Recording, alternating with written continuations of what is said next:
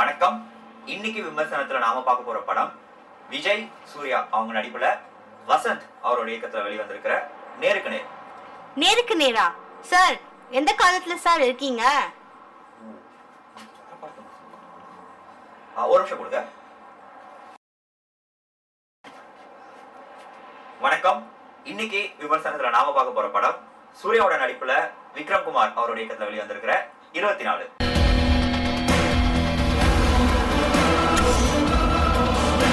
படத்தோட posters trailers எல்லாம் பார்த்தாலே உங்களுக்கு தெரிஞ்சிருக்கும். படத்துல 3 சூர்யாக்கள், இது ஒரு சயின்ஸ் ஃபிக்ஷன் கதைன்னு.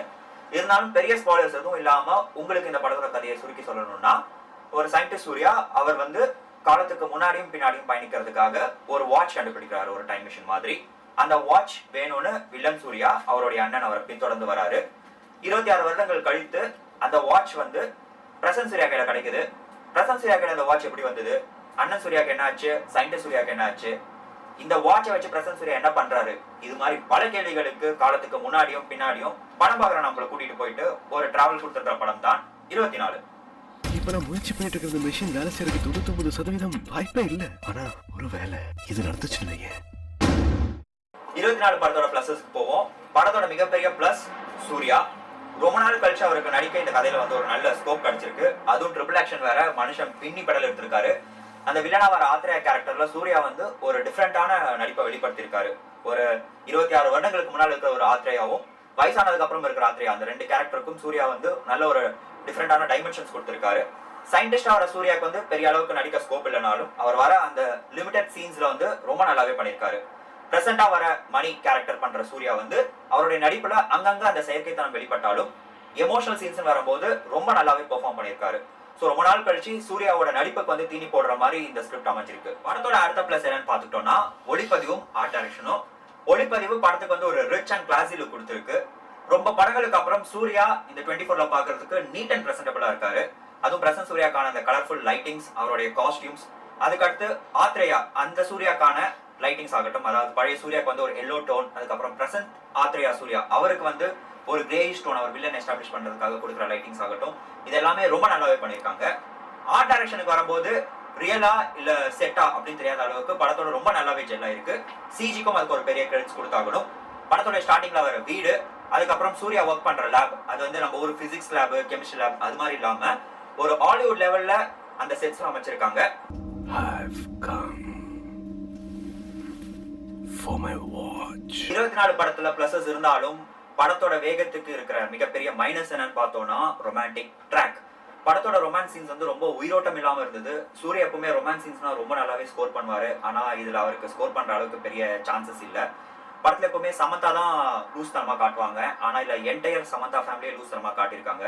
அதை தவிர இந்த ரொமான்டிக் ட்ராக் சொல்ற அளவுக்கு எதுவுமே இல்லை.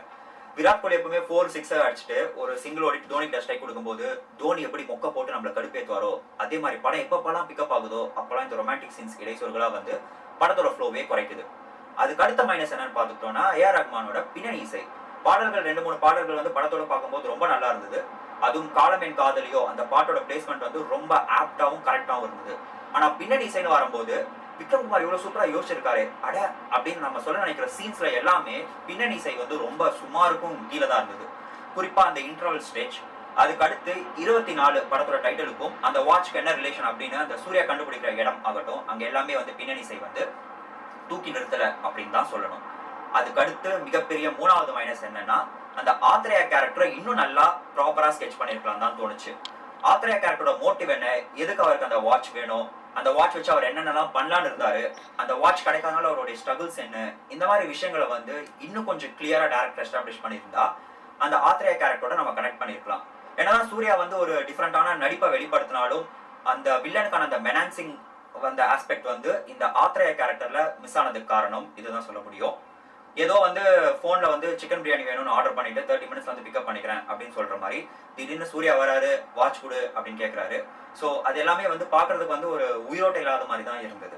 மொத்தத்துல 24 அந்த படம் எப்படி அப்படின்னு கேட்டீங்கன்னா, முன்னாடி சொன்ன அந்த ரொமான்டிக் ட்ராக்கை மைனஸ் பண்ணிட்டு ஆத்ரேயா கேரக்டருக்கு இன்னும் கொஞ்சம் ஸ்கோப் கொடுத்து இன்னும் ஒரு பெட்டர் பீச்சமோட பண்ணியிருந்தா இந்த படத்தை 24 வாட்டி பார்க்க முடியாது. ஆனா 2 வாட்டி 4 வாட்டி கண்டிப்பா பார்க்கலாம். பட் இருந்தாலும் சூர்யாவோட எஃபர்ட் அப்புறம் அந்த டீமுக்காக நீங்க கண்டிப்பா இந்த படத்தை ஒரு வாட்டி பார்க்கலாம். This is strictly once watchable. Ayushman video release பண்ணி 1 வீக் தாங்க ஆச்சு. ஆனா அதுக்குள்ள 10 மில்லியன் வியூஸ் 1 மில்லியன் லைக்ஸ் கொடுத்து எங்களை வேற லெவல ஏத்தி வச்ச ரசிகர்களுக்கு மிகப்பெரிய நன்றியை தெரிவிச்சுக்கிறோம். சார் ரொம்ப ஃபியூச்சர்ல இருக்கீங்க, பிரசன்ட்டுக்கு வரணும். 1 மினிட். ஓகே, இந்த வீடியோ உங்களுக்கு பிடிச்சிருந்ததுன்னா லைக் பண்ணுங்க, சப்ஸ்கிரைப் பண்ணுங்க, அப்புறம் உங்க ஃப்ரெண்ட்ஸ் கிட்ட ஷேர் பண்ணுங்க.